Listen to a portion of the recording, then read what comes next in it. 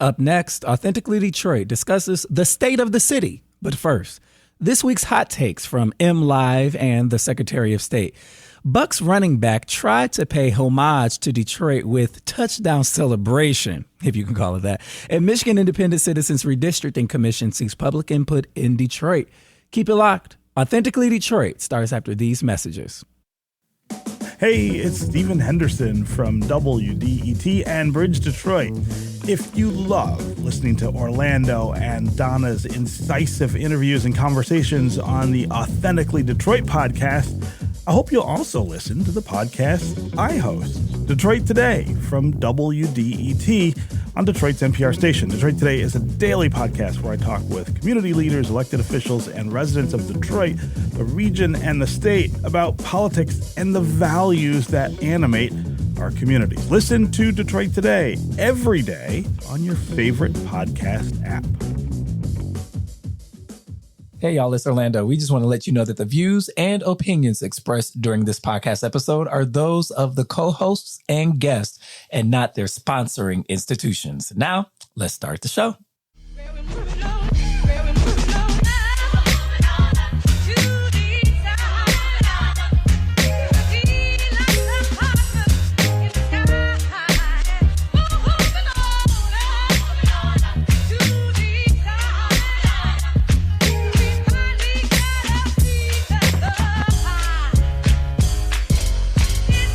Hello, Detroit and the world. Welcome to another episode of Authentically Detroit, broadcasting live from the Cast Corridor at the WDET studios.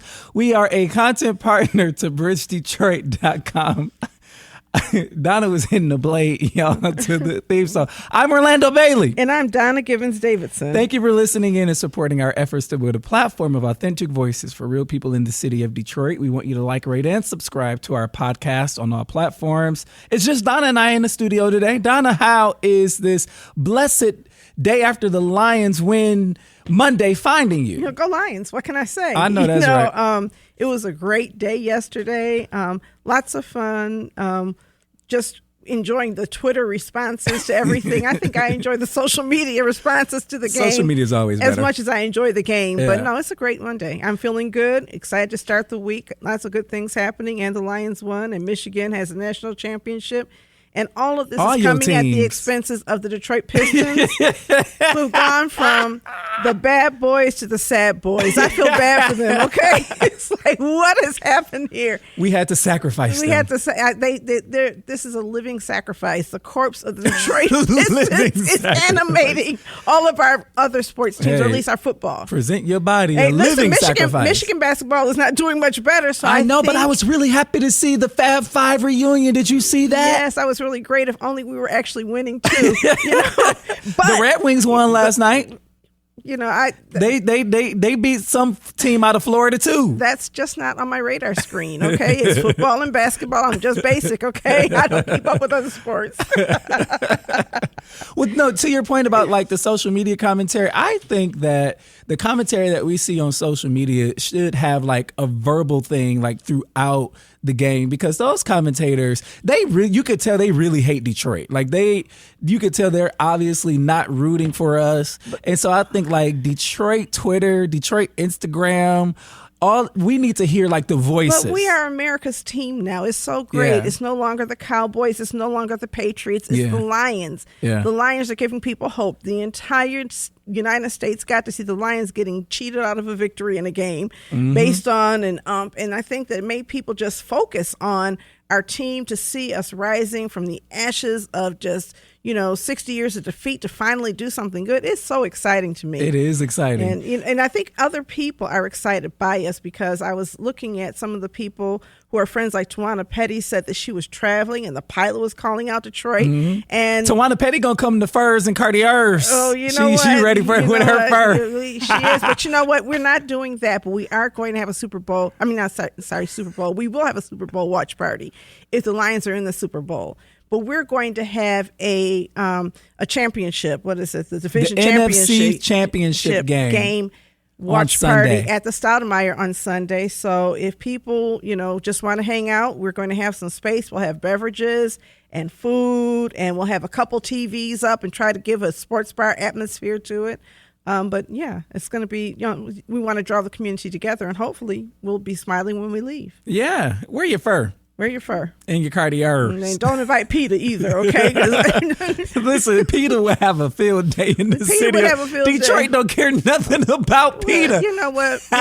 When Peter starts caring about Detroit or sleeping on the streets, that call part, me up, okay? Until then, I keep on saying, as people say, if it's too cold for your animal outside, it's probably too cold for people. That's right.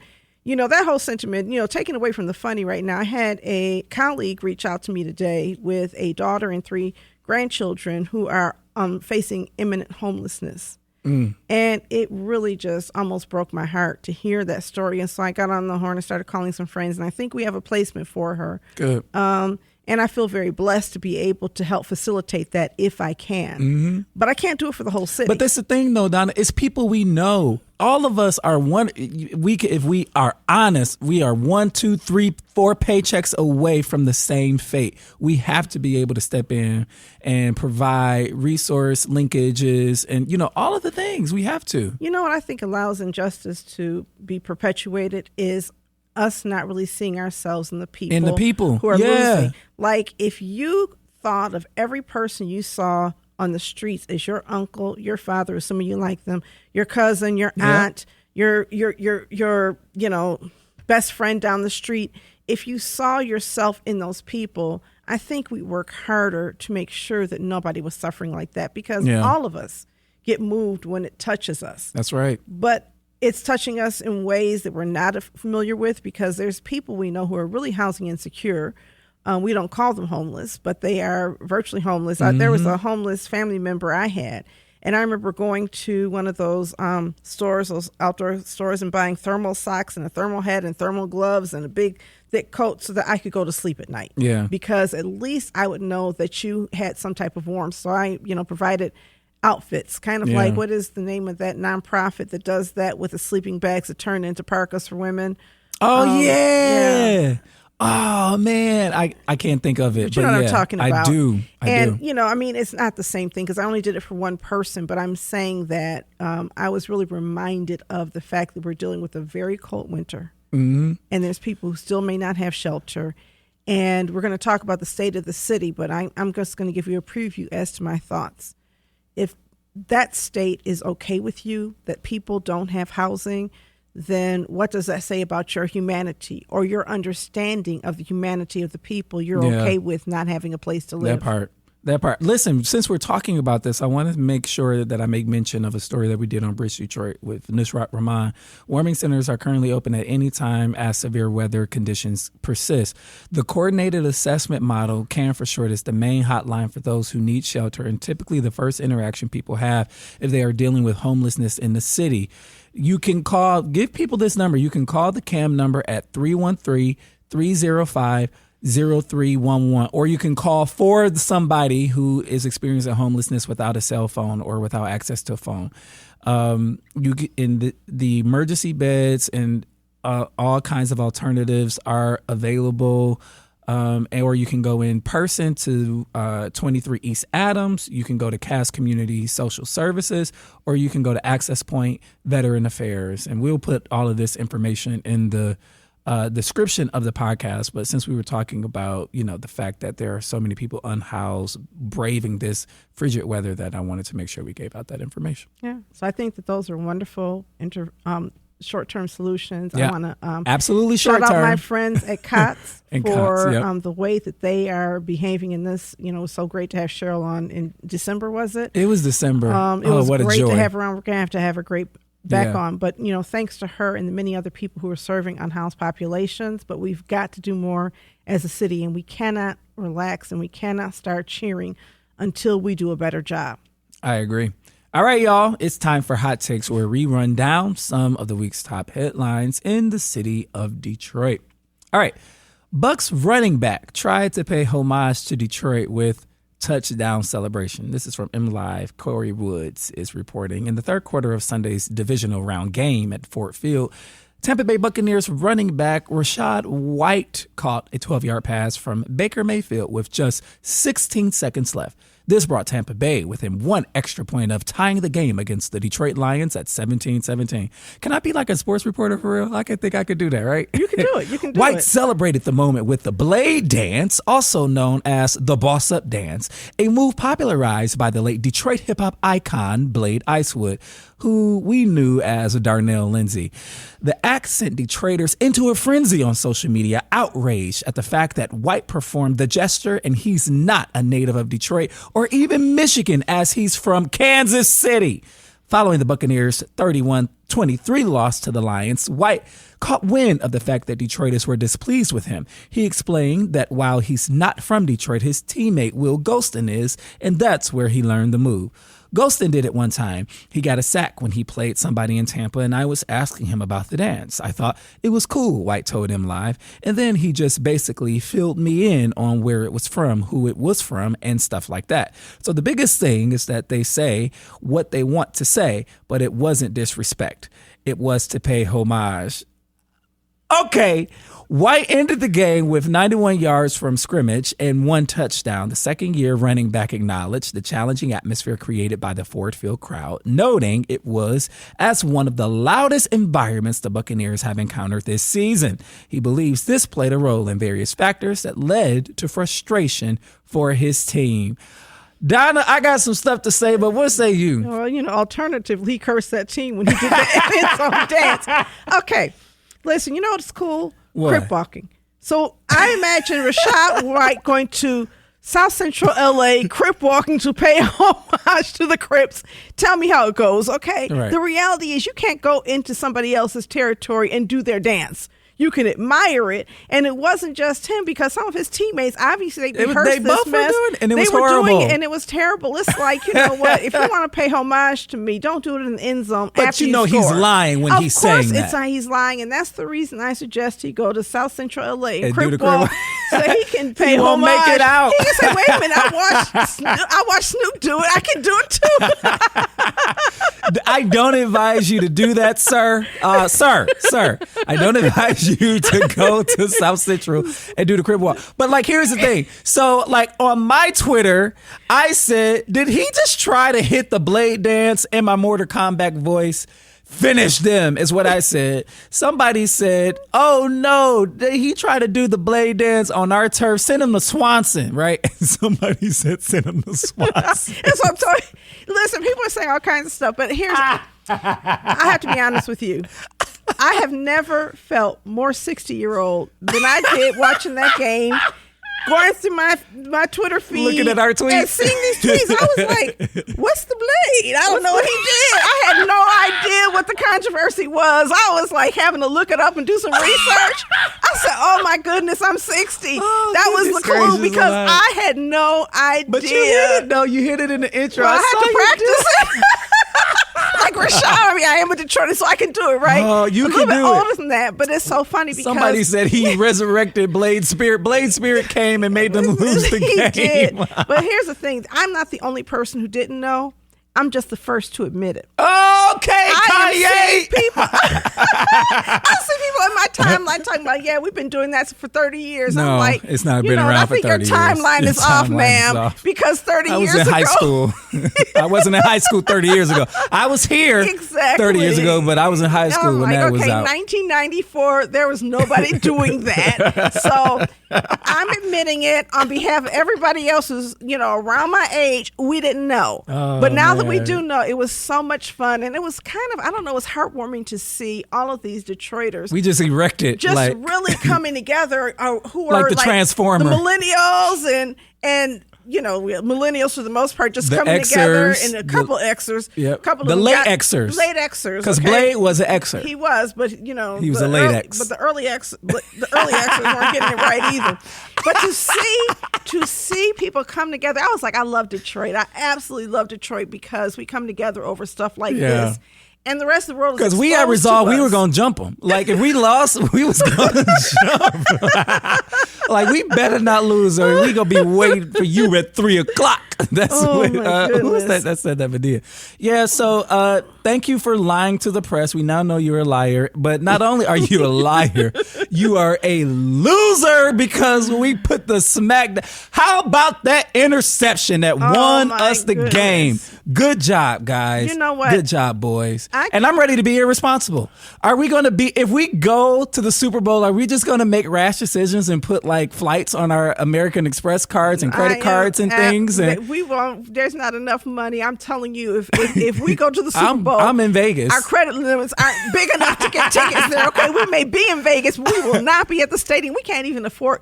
Most of us cannot afford Ford Field. Okay, and when you start talking about the Super Bowl with the Lions are going to price everybody out. It might just be all Lions if we win. Hey, let's do it. We'll buy all the tickets. I mean, we're so proud of that. We are. We're proud of you guys. But, we're proud of you boys. You know, and Dan Campbell. You know, I think the other thing about the Lions, the 2023-24 Lions, it reminds me of the first Bad Boys. You know, the just hard hate it, working, but just hard working, just coming together as a team and using your teamwork, because we don't have too many Pro Bowl superstars like other folks, and yet we're winning. And that's how Detroit has always got it. When I saw that Matt Stafford had complained about one of our defensive players playing dirty, I was like, wow, he's the new Bill Laimbeer. If you are 60, you know what I'm talking about, okay? So this is my or age just group. A fan of Detroit basketball. You have to be a fan and historian of Detroit basketball because Bill Laimbeer. But no, I'm saying that if there's something about not just the fact that we won, it's the way we won that is so Detroit, and somehow Dan Campbell and his assistant coaches were able to bring it all out. So congrats to them. Congrats, guys. Listen, we are going to take a quick break, and we're going to be right back with more hot takes. Keep it locked. Founded in 2021, the Stoudemire is a membership-based community recreation and wellness center centrally located on the east side of Detroit. Membership in the Stoudemire is available on a sliding scale for up to $20 per year or 20 hours of volunteer time. The Stoudemire offers art, dance, and fitness classes, community meetings and events, resource fairs, pop-up events, the Neighborhood Tech Hub, and more. Members who are residents of the East Side have access to exclusive services in the Wellness Network. Join today and live well, play well, be well. Visit ecndetroit.org. Bridge Detroit is your news and engagement platform that is telling the stories of Detroiters rooted by community priorities. Started in 2020 by Pulitzer Prize-winning journalist Stephen Henderson, the newsroom has already established its footing as the go-to source for hyper-local perspectives that ask the hard questions, brings accountability, and searches out real solutions. It's free to become a member of this award-winning news organization. Visit bridgedetroit.com today to sign up to receive the news delivered right to your inbox. Bridge Detroit, by Detroiters, for Detroiters.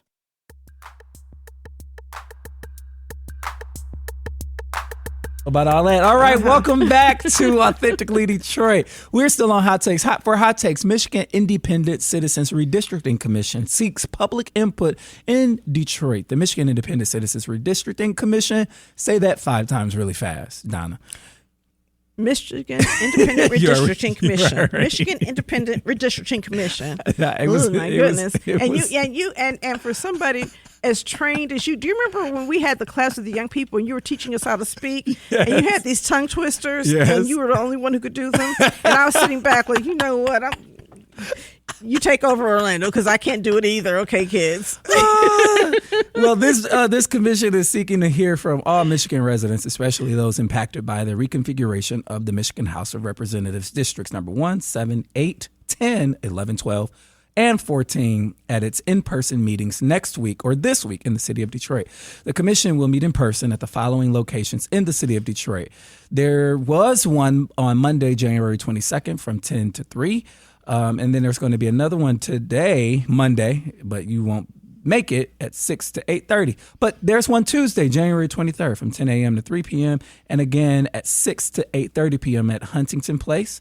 There is one Wednesday, January 24th from 10 a.m. to 5:30 p.m. at Cadillac Place. Thursday, January 25th from 9 a.m. to 5:30 p.m. at Cadillac Place. And Friday, January 26th from 9 a.m. to 5:30 p.m. at Cadillac Place. The commission will take a lunch break between 12 and 1 p.m. each day. This new redistricting process places a premium on public input, emphasized Commissioner Cynthia Orton of the MICRC chairperson. We strongly encourage the public to sign up to provide live or remote public comments. In addition, the public can provide comments through our portals located at the Commission's website or mail us a letter. The public can sign up to provide live, virtual, or written public comment at public comment forum or office.com.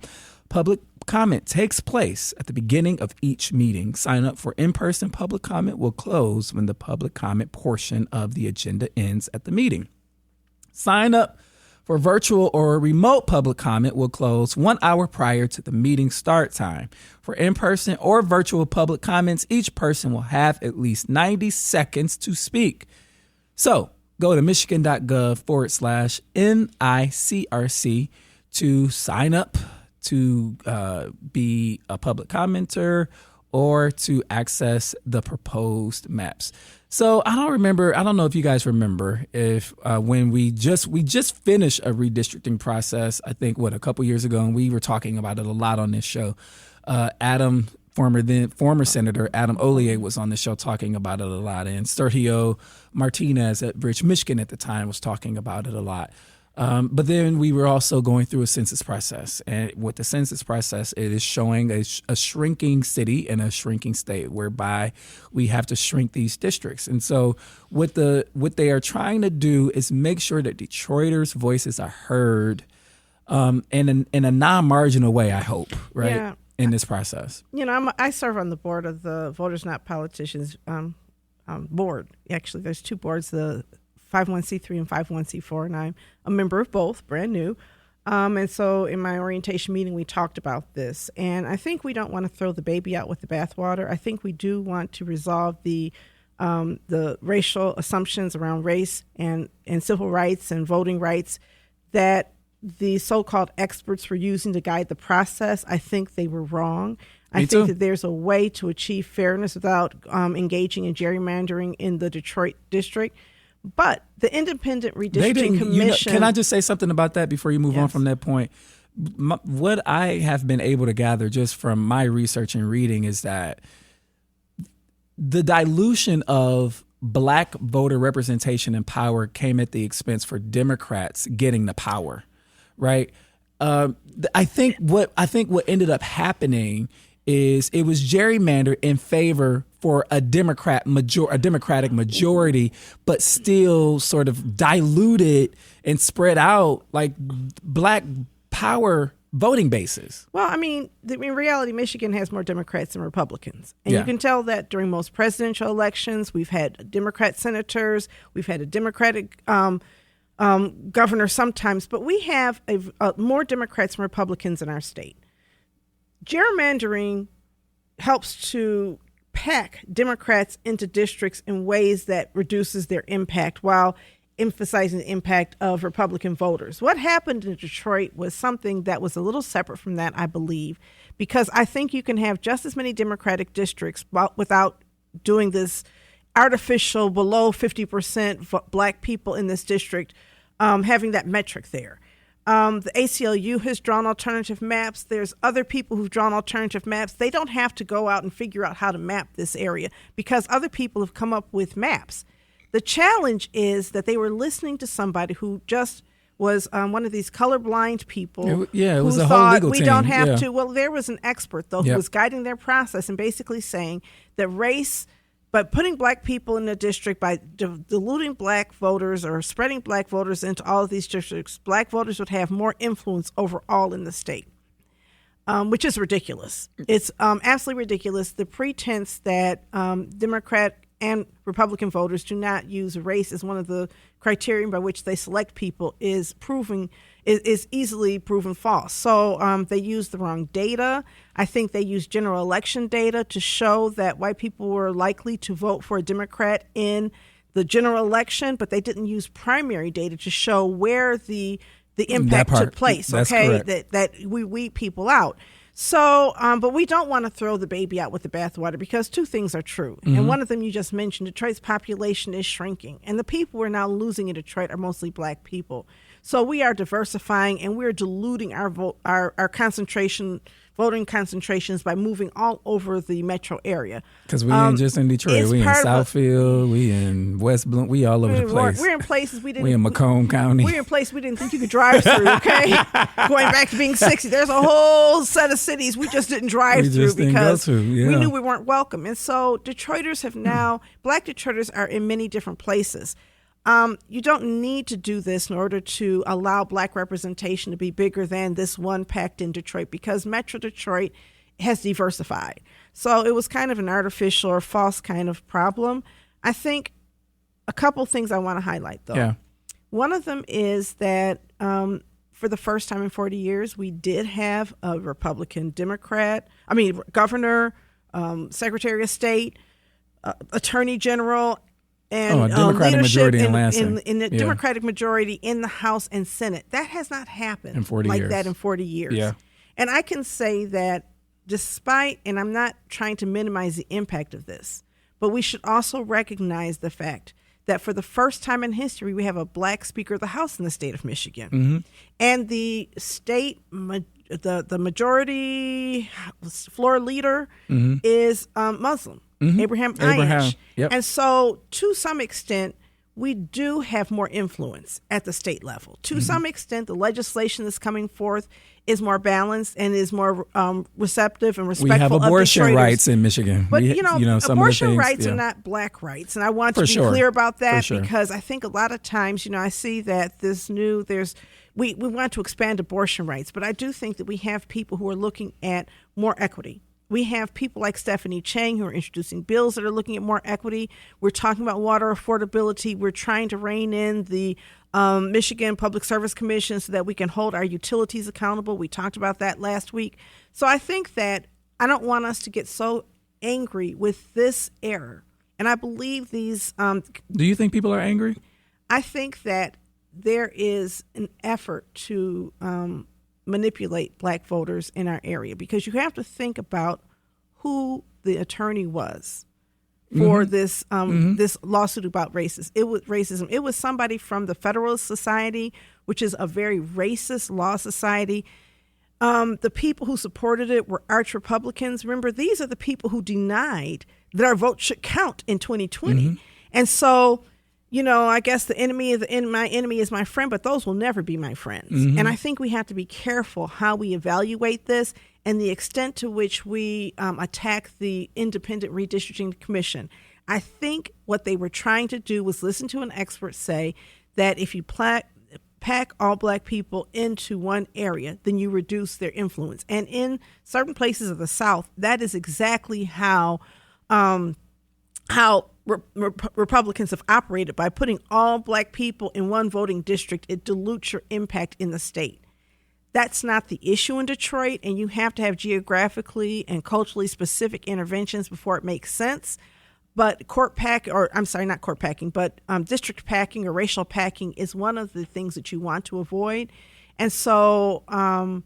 So how should residents be showing up to this process? I think we need to make sure that we have maps that make sense. We don't need gerrymandered strips of land that don't make any sense. I think that we need to keep people who have contiguous needs and have common needs. I think they call them communities of interest together as much as possible. Yep. I think that there's a way for us to develop a map in Detroit that's both fair and also does not use look at the high concentration of Black voters as a threat to justice, because it's not in this instance. And I think the suggestion that it is the problem. That's where it becomes insulting. And I think that the experts got it wrong, but I don't think they got it wrong with racist intent to reduce Black representation. I think they got it wrong because they don't understand a lot of things that they should. That raises another question. Who are these experts? It was not a Black civil rights expert. It was not anybody who's really studied the history and really understands these nuances. Sometimes we have to ask ourselves why we would allow a white man, in this instance it was a white man, to try to create civil rights justice without input from Black folks. And he didn't listen to Black people. So some commissioners felt bullied. Some commissioners felt as though race was the only motivation, and that's wrong.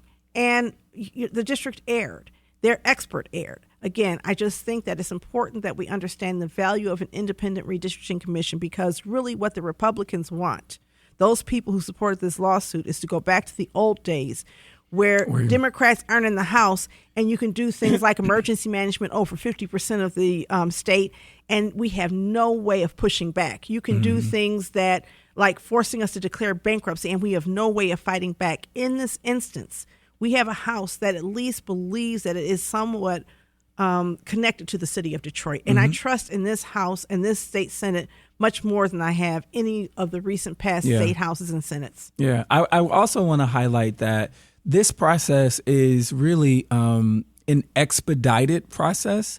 I think the new maps, the court order currently has the new maps being due by March 29th. At the same time, the redistricting commission has appealed this court order to the U.S. Supreme Court, and we're still the Supreme Court denied the request. When did that come out? While we were sitting here. So the wow. Supreme Court, that's why I keep my phone on, y'all. The Supreme Court denied. It's not all the other reasons. No, the Supreme Court denied their request. They're going to have to move forward. And the Supreme Court. That's not surprising to me. It's not surprising to me, especially considering the individuals who really want to see this go through, because what they want to do is overturn the independent redistricting commission, which is what they tried to do.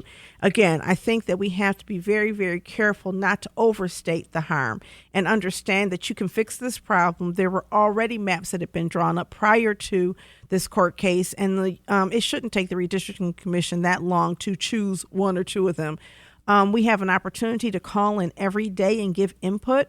They're not opening it up yet to public comment, but we can call up every day and give input into the process. And so I encourage people to look at the maps and see what makes sense for you. Yeah, and we'll be doing that at EC, and we'll be looking at the lines and giving our recommendations once again to the commission about what makes sense in terms of preserving our communities of interest. Yeah, because the first meeting was this morning and nobody was there.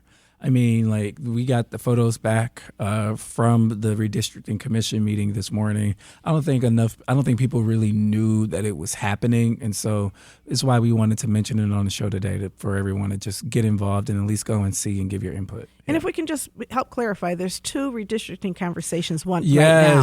One of them is city council districts that have to do with balancing out district population. Yep. And so there's several maps that have been drawn. We actually commissioned a couple maps that ultimately we're not going to use because there was too much community pushback. But there's several maps that have been drawn. City Council has until the end of this month to decide which map. So that's one process. The other process is the State House and State Senate districts have to be redrawn based on this lawsuit. So who's helping to educate the public around like these two concurrent processes, because I can imagine how easily confusing this can get. Well, really Authentically quickly. Detroit is trying to do that right now. But actually, I think organizations like ours have got to create some handouts and things to educate people and differentiate, because when you hear redistricting, that's significant. I think also, I'm going to talk about it probably every podcast, but we have the Black Detroit Democracy Project. Talk about it. And people really need to understand the significance of districting and what it means and what it doesn't mean. To have a council district, to have a House district, to have a state Senate district, do you even know who represents you? Do you know what their politics are? Are there people who are better qualified to represent you coming from this district? The value of a district is that it's a small enough area that ideally a small enough group of people could get together and impact the political direction of and that hold district. Folks right? accountable. Yes, It's exactly. an For accountability mechanism. We can look and see what you're doing. I would also say that race is one of the factors that we need to look at, but we'll never be able to have a Black majority at the state level, which means that we have to figure out how to work in coalition with other folks with shared interest. And that's why I was so excited about having Kamau on here last week, because he is with We the People of Michigan, and he understands, and We the People of Michigan understands that we've got to connect with other people dealing with the same stuff. Sometimes it's within our race, and that's where it's Black Detroit, because I think as Black people, we get, a lot of times we don't get fair our fair deal. But I think also we have to look at things like housing. Yeah. It's not race alone that determines whether or not people have access to adequate housing, water, environmental protections, there are so many determinants, all of these things. Social determinants. Yes, there are. And one of the ways that race is utilized is to make people believe that they're the only ones experiencing this harm. And by dividing us across race lines and even across state lines and district lines, they're able to maintain power. So I think that hopefully this won't discourage people from being involved in the political process, but by helping to draw these boundaries and working with folks like ECN, we can keep people engaged moving forward to the election, which is in August. Yes. All right. If you have hot takes that you want discussed on Authentically Detroit, you can hit us up on our socials at Authentically Detroit on Facebook, Instagram, and Twitter, or you can email us at authenticallydetroit@gmail.com. So, Donna, you got a very special invitation from the House Floor Majority Leader. What are you doing on Wednesday? I will be at the State of the State. I guess I'll have a front row seat, so I hear, listening to the governor deliver her this description of what's going on in the state of Michigan. So I'm really excited about it because... How does one score an invitation like that? You must be important.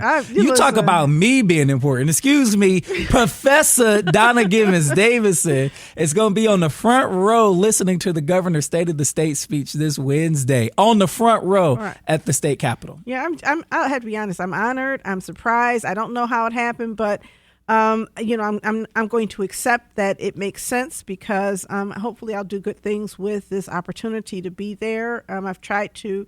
Let's put you in a St. John, and so you know what I'm saying. Let's do you up. You know what I'm saying?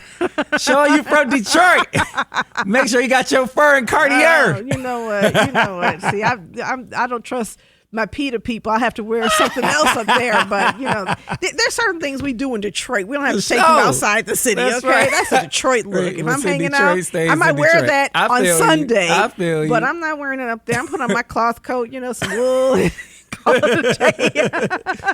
That's really cool. Oh, you were explaining how you got the invite. Go ahead. I just got a text. He says, would you be my guest for the State of the State? Sorry to ask you so late. And I said, I'll be honored. And so, I got a feeling that you might end up in the speech somehow, that the camera or something is going to pan to you and it's going to be really cool. No, I love the fact that we have a governor who's trying to do great things, but I don't think I'm on her radar at all. I disagree. Okay. Yeah, I disagree. Hey, you guys, make sure you let us know how you enjoyed that little interview we did with the governor and lieutenant governor on the podcast. That was pretty cool.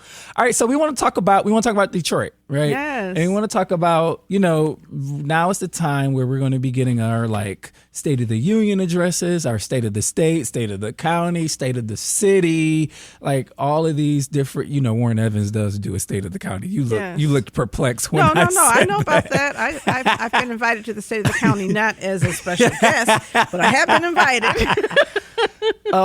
And so I think today what we wanted to do is just offer, a perspective on the state of Detroit for, how we see it, right? And we want to talk about, some tenets that we always talk about, especially work that guides the work at ECN, like principles that guide the work at ECN, especially when we talk about inclusive social well-being, right? And how we are all doing and how we're doing together. We want to talk about, you talked about housing. We want to talk about our, economic development tendencies and where we are, right? And then we can't talk about justice without environmental justice, right? And then, one of the things that was also really interesting to me about the growth population report is the things that they did not mention at all. And crime and safety was never mentioned in that report at all. And so we want to talk about that. Can we talk about this for a minute, Orlando? Yeah, I'm trying to tee us up because we got to go on a break. Okay. And then put a bookmark there. Right. We want to talk about this To Detroit narrative. We want to talk about our parks and our recreation centers. And we're going to talk about government and community power when we come back on Authentically Detroit. Keep it locked.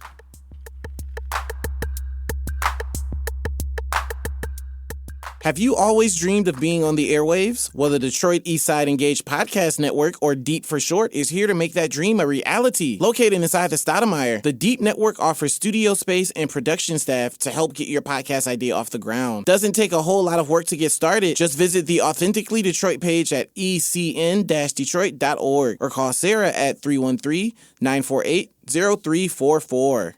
Founded in 2021, the Stoudemire is a membership-based community recreation and wellness center centrally located on the east side of Detroit. Membership in the Stoudemire is available on a sliding scale for up to $20 per year or 20 hours of volunteer time. The Stoudemire offers art, dance, and fitness classes, community meetings and events, resource fairs, pop-up events, the Neighborhood Tech Hub, and more. Members who are residents of the East Side have access to exclusive services in the Wellness Network. Join today and live well, play well, be well. Visit ecndetroit.org.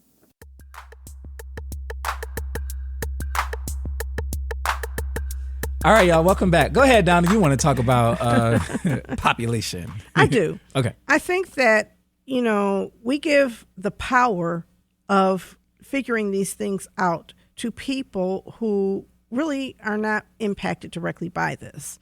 I look at the composition of that commission, and it feels like a bunch of political insiders to me. Nice people, well-meaning, and I know these political insiders went and talked to people and asked questions and did surveys. I don't know if you've ever participated in the mayor's questions about, what we need to do for the budget survey. I do. I take it every single year. Do you want us to spend money on increased surveillance or on increase police salaries? It's like, is there an option C? You didn't give me an option C. Here's the clue. If you had a state of the city and crime was not on there, then they did not really facilitate input from everybody who's leaving and or left. Especially people who've left have commented on the fact that, wow, I never really thought of Detroit as being a place where I don't feel safe until I leave. Can I have you respond to their answer? Because Yes. I asked this question Yes. from members of the commission. What was glaring on that report was that there was no mention of crime and safety. And so I asked members of the commission and committees. And what they said was that they had a whole lot of conversation about it. But what they said that they did was deferred to organizations who are already doing that work as to not be duplicative. But there are whole organizations and commissions that have studied that have recommendations that they would defer to, although they don't specifically highlight that in the report. But this is their answer, and I want you to respond to their answer. That's a political answer. Again, It's a political answer. It's not one that really comes from the people. It is one that's brokered and negotiated between power brokers to say, well, what kinds of things should. And Detroit never likes to talk about crime. I teach a class on Detroit, as you know, at Columbia University. I've been teaching it. Where are you teaching at? It's my 6th semester, I believe, Columbia right now. University. And about 2 semesters ago, I realized I go through 14 weeks and I don't talk about crime. How can you talk about Detroit and not talk about crime? So I added a module, Crime in the D, where we can really focus on, right? I know, right? But I really wanted us to focus on it, first of all, to, really challenge people's perceptions of crime in Detroit, because I think it's overstated. I think that really what we're dealing with is crime among poor people. And, all through the world, you see that kind of crime associated with poverty. And because Detroit has concentrations of poverty and hopelessness and children taken from parents and all of the other kind of ills that kind of beset you, you have to deal with the social condition of people before you talk about crime as something that people are doing that's unusual. So you can go to Chicago. Thank you for starting with that, though, because what we typically like to address is the output of crime, right? And not the symptom. Right. I mean, it is a symptom of social injustice. Yeah. And, I was just reading about Ecuadorian crime, right? And they say this is a crime capital of the world, or one of the most, but then you start listening to how the people are living in Ecuador, and it's like, well, dang, no wonder. I'm not justifying it. I'm just saying this is part of the human condition all over the world. And we talk about it as though it's a Detroit thing, and it's not. But Detroit has a concentration of people who don't have power, who have intergenerational stories of abuse and neglect and mass incarceration. I mean, incarceration rates are so high in our state. Mass out-of-home displacements for kids in foster care and group homes. a lack of recreational opportunities and recreation centers. We don't have any open YMCAs in the neighborhoods in the city of Detroit, although there is one downtown. We don't have boys and girls clubs in most neighborhoods. And so you have this concentration of need and agony and trauma, and we don't have interventions around that. And so when you see groups that like shot stoppers, so, Alea Harvey Quinn and Forrest and all of those other people, and Ray Winans and all of the other folks who've come together, right? They're changing metrics because they're addressing some of these root causes. They're addressing the needs of the community in ways that we should really take a look at and expand. Yeah. But at any rate, taking crime off of the table as part of the discussion is a political decision. It really is. It really is. I agree with you, which is why I asked the question, because it was so apparent that it wasn't there. It was loud, right? They tried to keep it quiet, but that quietness was so loud to me. Yeah. Have you ever been in a room where somebody has, the newsprint up and they ask people their opinions and only some people's ideas get written down? Mm-hmm. And I'm the type of person, anybody who's seen me in these settings is I'll raise my hand again and say, you didn't write that down. Right. Or they changed the wording, so it's no longer what you said. And it's or salient as you said it, right. This is not what I was saying. I'm saying this. And so when I was younger and I was sitting in those groups and people didn't listen, I was super annoying. Mm-hmm. Okay. It's kind of funny when I look back at myself. I was like, how do people tolerate me? Because but the reality is, this happens. And so the way to stop that from happening is to allow the people who are convening the meetings to be representative of the people who they are trying to get information from.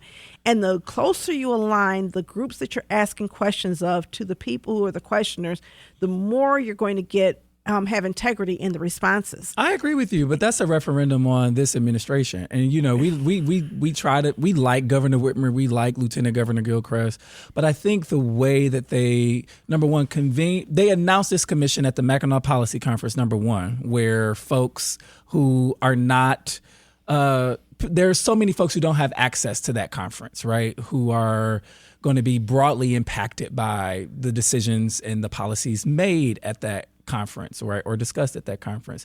But secondly, there's also this conversation around the retention of young people who graduate college and leave.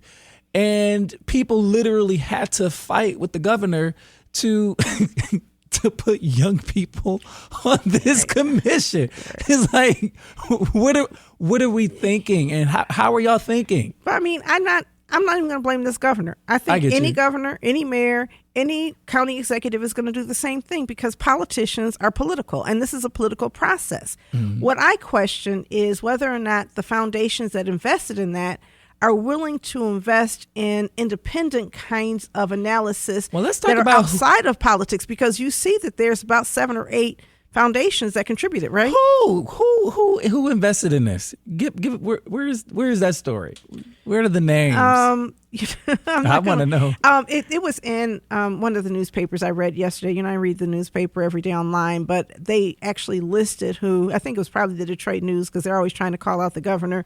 And they had a story that says, this was paid for by private entities. And I'm like, so that shouldn't concern you. And it doesn't concern me that they are misusing my taxpayer money. Mm-hmm. But what I'm saying is that you cannot put that kind of information gathering in the hand of politicians. It needs to be a neutral place where people who are actually acting with a kind of social science rigor, where they're going to get the kind of social science responses, and using processes like community-based participatory research, because we know that's right, that our people are always going to be researched incorrectly.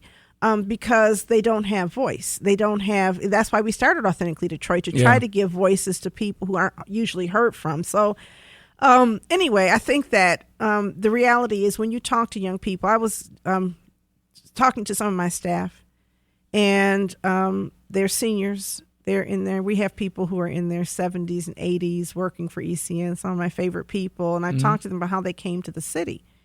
And they came to the city in the 1940s, 1950s. Their parents moved here pursuing opportunity. And so I asked them during our staff retreat in December, if your grandparents were alive today in the same age group, do you think they would come to Detroit to pursue opportunity? Is Detroit seen as a place of opportunity? And the answer was no. People are going other places because for some reason, and I think even the way this task force is formed sort of gives light to this, that you have these very privileged, entrenched groups and cast of people who kind of have, harnessed opportunity, and it's not really shared equally among people. The kinds of people who are coming here for opportunity are usually, Ivy League white kids, not black folks from the South with less of an education thinking I'm going to come here. And so Detroit is no longer attracting people on that basis that you can have your dreams come true here. And that means if we're going to do that, we've got to have housing that makes sense. A diverse economy. We've got to make sure that the jobs that we're creating are accessible to the people who actually live in Detroit. And, and we've got to start measuring well-being in ways that are meaningful, because the people who are leaving Detroit and Michigan are not the privileged. Talk about well-being, right, and ways to measure that. I really love that. Say more. I mean, we have looked at, because we're a capitalist, our economic system is capitalistic. A lot of times we look at measures of success by wealth. Today there was a report in one of the papers that housing values have gone up. Maybe it was the city had a press release. The housing values have gone up, and that people have gained this much in collective income, right? And of course, we know these are homeowners. A few $billion. A few $1 billion. And these are homeowners. And these are also people whose homes are actually appreciating in value, not the people whose roofs are collapsing and porches are collapsing, right? And even if your roof and your porch are collapsing and your home is appreciating in value, you can't benefit from that. You can't refinance it until you fix it.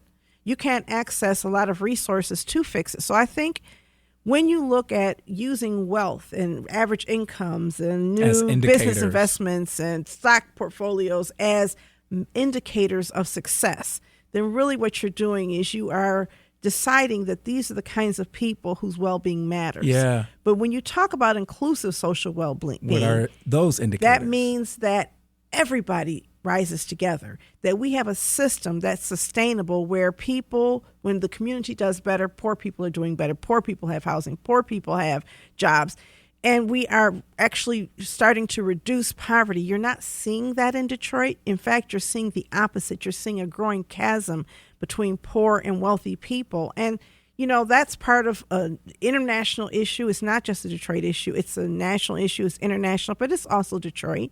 And so because Detroit was a city where my grandparents came here between 1919 and 1926, my grandparents came to Detroit. And when they came here, black people in Detroit on average out-earned black people anywhere in the nation. They were earning $5 a day.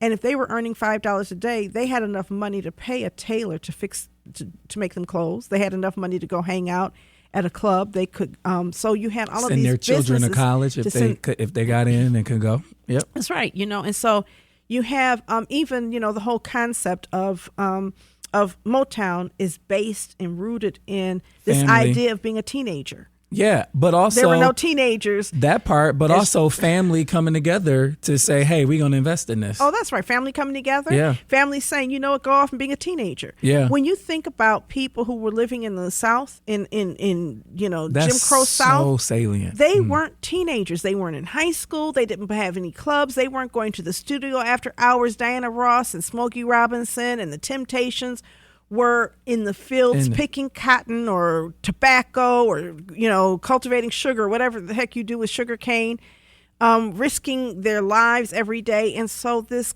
this luxury of childhood. There's this luxury of being youthful that seems to be at risk across this nation as we have more families not being able to make it without their children going to work somewhere.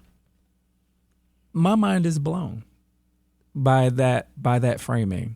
I've never thought of it that way, but it's exactly what happens. Poverty robs us of that youth. It robs us of that. I remember being a teenager and being carefree. Yeah. You know what I mean? Like, and to think about the folks who came up from the South in that second wave of migration, and coming to a Detroit where they had the freedom to gather in their neighborhood and sing under a street light, you know what I mean? Yeah. And just create and be creative.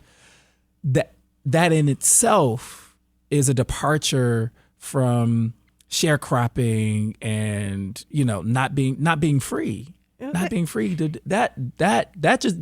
You just took me to a whole other place. I saw That's this amazing. TED Talk by Isabel Wilkerson, and Yeah. she spoke to that, and it really blew my mind. And since then, I've just been putting a lot of thought into what it does mean to be a child. Now, contrast that with Vulture Youth Voices. Yeah. We had some young people in the studio, and I'm not going to name names. I took one home, and on the way home, this young person was 15 years old, going to high school, working full-time, living with a grandmother who had multiple ailments, negotiating water bills, negotiating energy bills, negotiating all of that. And she had been robbed of her childhood. And then she lost her grandmother. And families torn apart. And she had to move. We have so many children who don't have the kind of childhoods that they need. And then they don't have places to go. So we created our teen center at ECN. And that should be urgent. There should be an urgency inside of all of us to save our kids' childhood in that way. Exactly. You know what I'm saying? And so we don't have a youth department for the city of Detroit that's funding. We don't have a separate youth budget. I know the Skillman Foundation has talked about creating a millage to support just the idea of having a separate source of funding to support young people in our community. Until our young people are free, we don't have inclusive social well-being. Until parents know that they can live in a house and they don't have to worry about paying the bills, and they don't have to, of course, you're always going to worry about paying the bills. Especially during the school year, but you don't have to worry about eviction. The eviction. Children aren't couch surfing. Parents aren't couch surfing. We have so many of these conditions going on inside of our community. And so working at ECN, I am fortunate to not be able to dismiss the lived experiences of my neighbors. But I think, why don't we talk to folks in the community about the state of their well-being? There are some things that are certainly better than they have been in the community. If we're being honest, there was a time when, we didn't have garbage collection at all. There was a time when bulk garbage was not being picked up at all. And so I don't want to minimize the fact that government is functioning better as a whole in terms of those basic services, right? I think our buses are a little better. I think our police response time is a little better. I think fire response time is a little better than it was, say, in 2011. When it was really, really bad. I remember. But remember when all the police stations were closed and you had to dial 911? What a time. I remember. What a time. But at the same time, those benefits disproportionately impact people like us, right? Because we are the beneficiaries of these changes. Yeah. There's still people who we work with who are not benefiting in that way, and who are actually more marginal, because as housing values increase, housing prices increase much faster than wages of poor folks. And what's so rare in this city, and we got to go. But what's also so rare is that folks who are the beneficiaries refuse to acknowledge that little bit of privilege. And what I love about our conversations here is, like, we're going to say the thing, right? But we are also going to make sure that we name the fact that there are so many other folks. There are so many folks who are othered. There are so many folks that we work with and come in contact with who don't have or live the same kind of Detroit experience that we are privileged to live.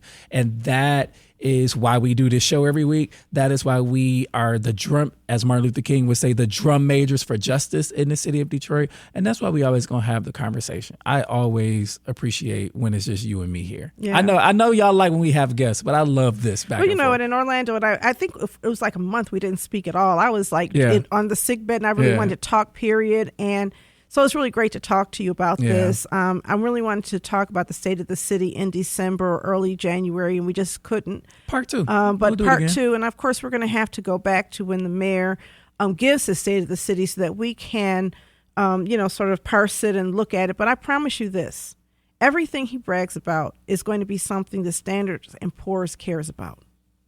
That's right. It's going to be something that bond rating agencies care about. They care about, are there new jobs in the city, regardless of who gets them, regardless of whether they are in good working conditions and whether they're stable. They're going to care about whether average incomes increase, even if that poor people remain poor, and this means that we're just bringing in more wealthy people. They're going to care about whether housing values increase, regardless of whether or not some people don't have homes. And they're not going to look at environmental justice at all, because as far as they're concerned, according to one report that I recently read, since we have an Office of Sustainability, that thing is covered.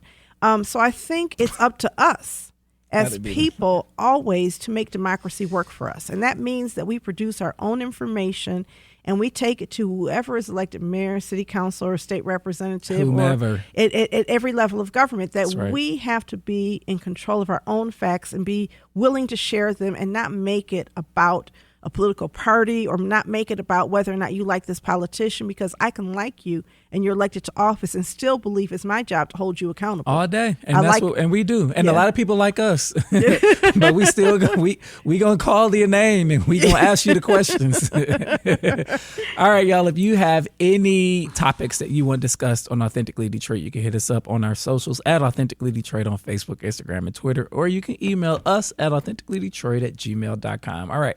We are over time, but it's time for shout outs. We're going to take time to do our shout outs. Donna, you have any? Cheryl Johnson at Cats. I reached out. I got a response good back, doctor. And I almost cried. You know, it was when I first got in here that I got the response, and I was so excited. We delayed the start of the show so I could share this information with somebody. So thank you, Cheryl. We really appreciate your leadership and her standing awareness in this difficult and consciousness, space. right? Yeah. I mean, just the values that she espoused even here on this show was amazing. And the fact that, you know, she has been on this journey of just seeing folks, right? And being able to relate to folks. We are lucky to have her in the CEO seat at COTS in here in the city of Detroit. Anybody else? You good? Oh, good. All right. I would like to shout out the Detroit Lions. Blaze said what up. Somebody said, get the buck out of here.